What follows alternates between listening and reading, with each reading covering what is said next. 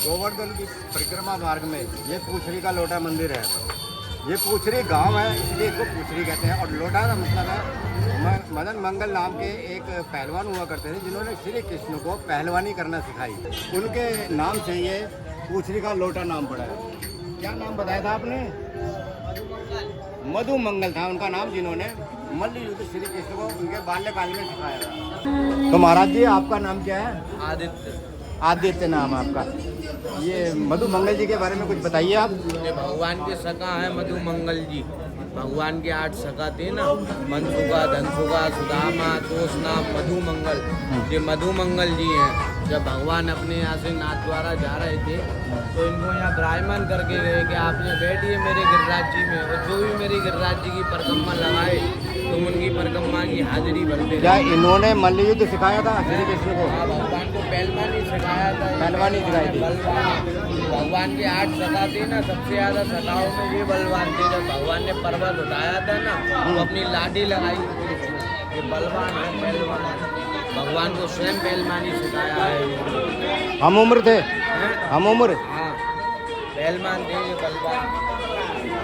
तो ये भगवान से बोलने लगे मैं हाजिरी तो भर लूँगा, और मुझको भूख प्यास लगी, मैं कहीं चला गया तो भक्त तो आपके निकल जाएंगे। तो भगवान ने इनसे बोला मैं तुमको एक वरदान दूंगा, अन्न खाए ना पानी पी में ऐसे पड़े स्लोटा, और धन्य धन्य तू ये रे पूछड़ी के लोटा। लौटा बैठे राहों में सबकी लिख ले, और जैसी जागी भावना भल वैसा वाकू के। बहुत बहुत धन्यवाद। बोला था मैं दूध दही माखन मिश्री का भोग लगेगा, अन्न जल नहीं चढ़ेगा। जो बैठे हुए हैं आप लोग,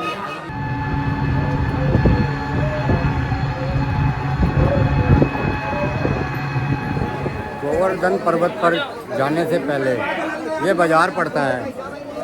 तो उस पर्वत के ऊपर श्रीनाथ का मंदिर है। अब हम वहाँ जा रहे हैं ऊपर, कोशिश करेंगे मंदिर पर जाकर श्रीनाथ जी के दर्शन करने की, और ये जानने की वो कौन सी जगह थी जहाँ से श्री कृष्ण ने पर्वत को ऊपर उठाया था। वही 10 साल में यहाँ पर इतनी दुकानें बन गई हैं मिठाई की, हद है। इक्का दुक्का दुकान हुआ करती थी। गोवर्धन पर्वत के ऊपर चढ़ रहे हैं। इस पर्वत का नाम गोवर्धन इसलिए पड़ा था कि यहाँ पर जितने ग्वाले थे दिन भर वहाँ गाय चराते थे। शाम को उनकी संख्या बढ़ जाती थी, क्योंकि गाय गाभिणी होती थी और उसके बछड़े वगैरह हो जाते थे। तो गायों की संख्या बढ़ जाने से इस पर्वत का नाम गोवर्धन पड़ गया था। और धीरे धीरे पता नहीं कैसे आजकल बहुत से लोग इसको गोवर्धन इस तरह से बोलने लग गए हैं, जो बिल्कुल गलत है। देखिए उस तरफ एक मंदिर है, आइए वहाँ चलते हैं। यहाँ तक तो चढ़ आए हम, अब आगे बाकी सीढ़ियाँ हैं जो शिखर तक ले जाएंगे हमें श्रीनाथ जी के मंदिर तक। आप श्रीनाथ जी के मंदिर जो गोवर्धन पर्वत के ऊपर स्थित है, इसकी सेवा कर रही हैं या मंदिर के संरक्षण करती हैं। क्या नाम है आपका? मेरा नाम भावना कौशिक है। मेरे पिताजी का नाम वासुदेव मुखियाजी है। अच्छा, आप श्रीनाथ जी का श्री कृष्ण जी क्या संबंध है? देखो, श्री कृष्ण भगवान ने आज से 5,500 वर्ष पहले गोवर्धन पूजा करवाई।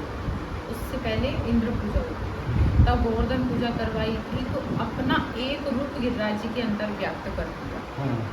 जो एक रूप अपने हृदय से गिरिराज जी के अंदर व्याप्त किया, यानी कि गिरिराज जी में छुपा दिया था, और दूसरे अपने कर कमलों से पूजा कर रही थी। एक रूप से पूजते हैं। पर्वत में अपने आप को समाहित करके तभी भोग ग्रहण किया था। तब लोगों को आश्चर्य होता कि पर्वत कैसे भोग ग्रहण कर रहा है। तो वही तो आपको बता रहे हैं कि एक रूप से पूजत है, दूजे रहे पूजाए, सहस्त्र भुजा फैलाए के हरि मांग खाई। यानी खुद ही पूज रहे हैं और खुद ही पूजा रहे हैं, और सभी ब्रजवासियों से बोल रहे हैं और लेके आओ और लेके आओ। वो 5,500 वर्ष पुरानी लीला है। ठाकुर जी की, श्री कृष्ण की 11 वर्ष 52 दिन की यहाँ पे लीला है ब्रज में। उसके बाद में मथुरा पधारे, मथुरा के बाद में द्वारका पधारे। ये जो आपने 11 वर्ष 52 दिन बताया, ये किसी किताब पुराण में या किसी संहिता में ये भागवत जी में लिखा हुआ है। श्रीमद् भागवत में यहीं पे बैठ के अष्टसखा पद गाते थे, जो हिंदी वाले जिनको कवि कहते हैं, बाबा सूरदास, नंददास, गोविंद स्वामी, कृष्णदास, अपराधिका के रूप में कृष्णदास, परमानंद दास, चतुरोदास, इसी जगह पे बैठ के पद गाया करते थे। उनमें से बाबा सूरदास हुए। उन्होंने यहीं पे श्रीनाथ जी के सानिध्य में 1.25 लाख पद गाने का संकल्प किया। उसमें से बाबा के 1 लाख पद पूर्ण हो पाए। 25,000 पद स्वयं ठाकुर जी ने अपने हाथों से लिखे। और ये सूर सागर में संकलित है। ये सूर सागर नाम का ग्रंथ, सूर सारावली ग्रंथ, तो यहीं पे बैठ के पढ़ो। 7 वर्ष का बालक 7 दिन बिना कुछ खाए पिए अपनी कनिष्का पर इस पर्वत को धारण करता है। क्या ये संभव है? अगर भगवान है तो संभव है। और इस तरह भगवान कृष्ण जब बाल्यकाल में आपने देखा बच्चे कूदते फानते खेलते कूदते रहते तो उन्हें भूख भी ज़्यादा लगती है। तो इसी प्रकार श्री कृष्ण दिन में लगभग 8 बार भोजन किया करते थे या अन्न ग्रहण करते थे, माखन खाते थे, कुछ खाते थे। जब उन्होंने 7 दिन तक कुछ नहीं खाया, उसके बाद वो 7 दिन और 8 बार प्रतिदिन का मिलाकर 7 अट्ठे 56 दिन का एक साथ उनको 56 भोग का भोजन कराया गया। इसी वजह से उनके 56 भोग लगाना प्रारंभ हुआ। क्या आप बता सकते हैं श्री कृष्ण ने ये पर्वत जड़ से नीचे से उठाया था या बीच में से उठाया? ये जड़ से ही नीचे से उठाया था। अगर ये जड़ से उठाया गया था, ऊपर से इंद्र वर्षा कर रहे हैं, वर्षा का पानी सारा धरातल पे आएगा नीचे, पानी तो नीचे इकट्ठा हुआ, ऊपर से बारिश से तो उस तरह बच जाएंगे जैसे छतरी से बच जाते हैं हम, परंतु नीचे तो पानी चढ़ेगा तो उसमें लोग नहीं डूब जाएंगे क्या? जो पानी इंद्र ने बरसाया था, सुदर्शन को छोड़ दिया था ठाकुर जी। सुदर्शन ने जितना जल ग्रहण किया उन्होंने किया, फिर भी कुछ जल नीचे आ रहा था, तो उस जल का बना शंकरशन कुंड। वो गांव आंध्र में है जो इंद्र ने कोप किया था, गिरिराज्य उठाया उस टाइम पे। शंकरशन कुंड आज भी 5,500 वर्ष पुराना कुंड है। तो वो कोप किया था, वो जल का पानी वहाँ एकत्रित आज भी। हमने कई लोगों से जैसे रास्ते में जो परिक्रमा कर रहे थे उनसे जानना चाहा था कि आपके बाबर से लेकर बहादुर शाह जफर तक की 7 पीढ़ियाँ पढ़ा दी गई। क्या आप जानते हैं श्री कृष्ण के दादाजी का नाम क्या था? हमारे इष्ट देव का दादाजी का नाम क्या? किसी ने जवाब नहीं दिया था। आप बताइए श्री कृष्ण के दादाजी का नाम क्या था? देखिए मंदिर में बहुत से लोग हैं। अब मैं बताता हूँ कि ब्रह्म पुराण में इसके बारे में बताया गया है कि श्री कृष्ण सूर्य के 10 पुत्र हुए थे, उसमें वसुदेव एक पुत्र थे जिन्हें आनक दुदुम्बी भी कहा जाता था। और हरिवंश पुराण के अंदर पूरी पीढ़ी का वर्णन किया गया है जिसमें उनके दादा का नाम मित्रविंद कहा गया है। मित्रविंद के वसुदेव और मित्रविंद के 10 पुत्र और 5 पुत्रियाँ थी जिनमें से एक प्रथा यानी कुंती भी थी। ये आपका बहुत बहुत धन्यवाद इस जानकारी के लिए। वासुदेव कौशिक, मुखिया वासुदेव कौशिक। एक बार बहुत से गांव वालों ने यशोदा और नंद को घेर लिया एक तरह से, यार उनके घर के आगे पहुँचे कि भाई तुम तो इतने गोरे हो और तुम्हारा लाला इतना काला कैसे है? तो उन्होंने उसका क्या जवाब दिया था? देखो, बाबा नंद यशोदा गोरे, तू तो काली रात में जन्म लियो ठाकुर ने। काली अष्टमी की रात थी और भादों को महीना, और काले नाग ने शेष नाग बन के रक्षा करी। यानी बाबा तो न्यों करके नहीं उकार होए। और वैसे श्याम रंग तो बाको एक प्रकार से ना बनो, कई प्रकार से बनो।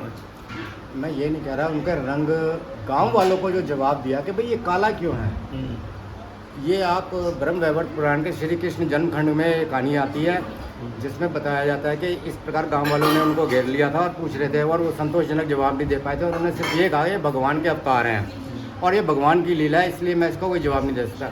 जहाँ इतनी साधारण बात के लिए अगर गाँव वाले नंद और यशोदा को घेर लेते हैं तो वहाँ ये आश्चर्य की बात है कि जब रोहिणी जिनके पति कारागार में है वो जन्म देती हैं संकर्षण यानी बलराम को, तब कोई नहीं पूछता कि इस स्त्री ने जो उनकी पत्नी है वसुदेव की, वो पति के ना रहते हुए बालक को जन्म कैसे दे सकती हैं।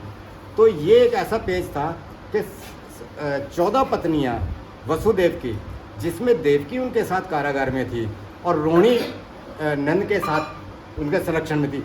बाकी पत्नियां कहाँ रहती थी उस समय, इसका वर्णन कहीं नहीं मिलता है। आप बता सकते हैं कि बाकी 12 पत्नियां उनका वो कहाँ रहीं इस दौरान? रोहिणी तो नंद के घर में रही, और बाकी पत्नियों को हमें ना पता होगा। उग्रसेन के भाई थे देवक, देवक की 7 कन्याएं थी। उन 7 कन्याओं में एक देवकी भी थी। उनका 7 का विवाह वसुदेव से हुआ था और देवकी से ही श्री कृष्ण का जन्म हुआ था। अब 7 पत्नियां तो ये हो गई, उसके अलावा 5 औरतें और 2 दासियां थीं। उनके सारे सबके नाम आपको हरिवंश पुराण में 35वें अध्याय में मिल जाएंगे। तो महाराज जी बहुत बहुत धन्यवाद आपकी जानकारी के लिए।